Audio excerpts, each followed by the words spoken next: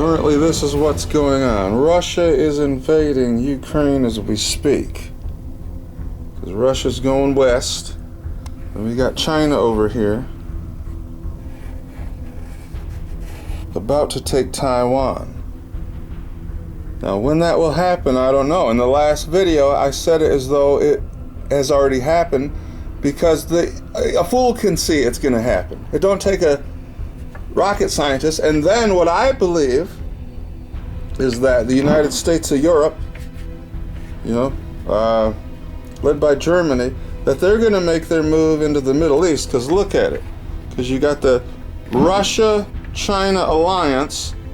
So perhaps Russia wants to take this and it will just gobble that up.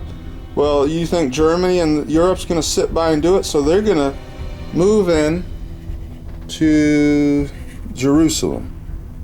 That's the plan. Now, I'm not saying when they're doing it. It'll be this year, next year. But once, and then two, I'm not saying that will happen after China invades Taiwan. That looks most likely. There's no real other major powers that would invade. And we're sitting over here like we were during World War II. And so after Europe makes its move into Jerusalem, then the Bible tells us exactly what will happen with the major wars of World War III, step by step. So again, that's currently where we're at. This is exciting stuff. I've been studying this stuff for years, and wow, it's not that I'm a warmonger.